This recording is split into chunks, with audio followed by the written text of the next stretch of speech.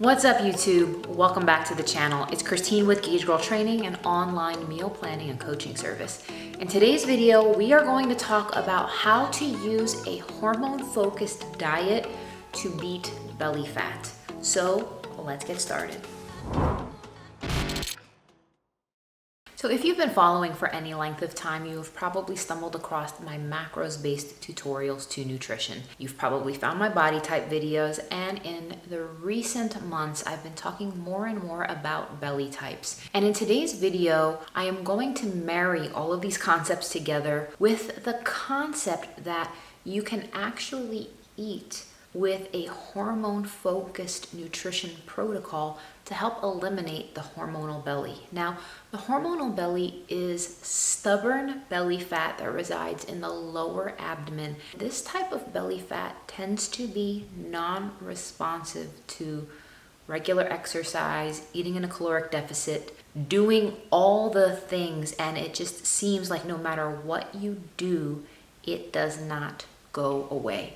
I'm going to talk about additional factors and considerations that need to be taken into account for a more hormone-focused nutrition protocol. So the reason why I'm talking about a hormone-focused diet and not just a macro-focused diet is because in my experience in coaching my one-on-one online coaching clients who have hormonal belly, who have hormone imbalances, who have issues with their thyroid, who have insulin resistance, who have estrogen dominance, who are perimenopausal, menopausal, PCOS. The list goes on, you guys. These things can't just be handled from a calories in, calories out basis alone. We do know that yes, you do need to be in a caloric deficit to drop body fat, but if your hormone function is compromised, you will not be able to effectively drop body fat. So what do you do with the balance of your macros? Protein, carbs, and fat, how do you know what those ratios should be given your current situation? So what we're going to do is we're first going to start with the nature of your hormone imbalance. And there's a variety of hormone imbalances. You could have high estrogen. You could have low estrogen. You could have low testosterone. You could have low DHEA, which is located in the adrenals. You could have high cortisol, which is the stress hormone, and the list goes on. The reality is when these hormones are imbalanced, it makes it near impossible to drop that stubborn body fat, number one. Number two is conventional dieting approaches where people just tend to go very low calorie, completely miss the mark. And the reason why those approaches miss the mark if you have a hormone imbalance is because your body needs specific nutrients to heal itself. And that's not going to happen if you are just eating the bare minimum. You're not eating enough food to get the nutrients you need to balance your hormones. Now, probably one of the most common hormone imbalances is high insulin. High insulin is the result of consuming excess carbohydrates, specifically refined carbohydrates, processed carbs, starchy carbs. And it's not that those foods are bad. They're not bad, but when your body is unable to effectively break them down and utilize that energy for fuel, that's when it becomes a problem. So when you consume high amounts of carbohydrates, your body, aka the pancreas, sends insulin, the messenger hormone, to take that glucose out of your blood and send it to the cells. When that happens, your body is flooded with a spike of insulin to do this. Now, if your body is insulin resistant, you will not be able to shuttle those carbs out of the blood and into the cells, and therefore you are starving on a cellular level. So the solution to high insulin, to target and tailor a nutrition protocol to be more hormone focused, what you will want to do is you want to go a little bit lower in carbohydrate, you want to go a little bit higher in fat, and you're going to want to go a little bit higher in protein, because if you're not getting all of your energy from carbohydrates, you're getting more of it from fats and proteins, your body is not going to struggle with insulin management to the level that it can actually cause fat gain. So high insulin is easily addressed with a more hormone-focused approach. You can still consume carbohydrates, but you need to be more strategic with carbohydrate sources that are not going to spike your insulin levels. Now, leafy greens, vegetables, those are excellent sources of vegetables that are carbohydrates, because carbs are not created equal, my friend.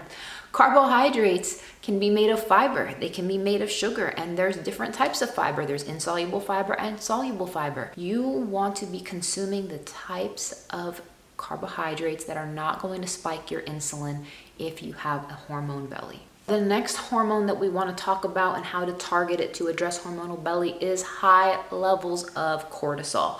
Cortisol is the stress hormone, and if you are dealing with anything from anxiety, depression, PTSD, any one of these things can cause your body to surge in your cortisol levels. And when your body is creating cortisol, it is actually taking away from your progesterone in women and testosterone in men. So high levels of stress will drop your testosterone if you're a man. It will drop your progesterone if you're a woman. And what that means is it's going to put you in a state of estrogen dominance. So how do you address high cortisol? By focusing your diet to alleviate those concerns. So if you are dealing with high levels of cortisol, to focus your nutrition, you're going to want to look at two things. You're going to want to look at meal timing, and you're going to want to optimize your sleep. Yes, sleep. That's going to be one of the number one things that you can do to address high cortisol. You're going to want to start getting anywhere from 7.5 to 9 hours of sleep a night if you are suffering from high cortisol, and you're going to want to be more mindful of your meal timing. Now, there are studies that suggest that intermittent fasting is not necessarily the best protocol for individuals who have high levels of cortisol. The reason for this is the prolonged fasting windows can actually elevate the stress hormone in individuals who are prone to higher levels of stress, therefore making it even more challenging for you to lose weight. So what this means is you're gonna want to eat at more timed intervals, 3 to 4 hour range. Now, there are folks that intermittent fasting works fantastic for, but if your specific hormone imbalance is related to elevated cortisol, you're gonna want to be more mindful of your meal timing to keep your blood sugar more stable. Now, the next hormone imbalance we're talking about is high levels of estrogen. This can occur in men. This can also occur in women. It is when men have more breast tissue, giving them a more softer appearance, more abdominal fat, and same for women, we have more of that hormonal belly. If you are diagnosed with high levels of estrogen, which can be tested from your doctor, you want to go on some IC3 supplementation, which I will be releasing next month in my hormone bundle through Gauge Life Nutrition Supplements, as well as I'll have more information on my hormone reset plan. If you have high levels of estrogen, you're going to want to utilize a supplement like IC3 because it helps to naturally detox excess estrogens through the liver, and they will be released through the body.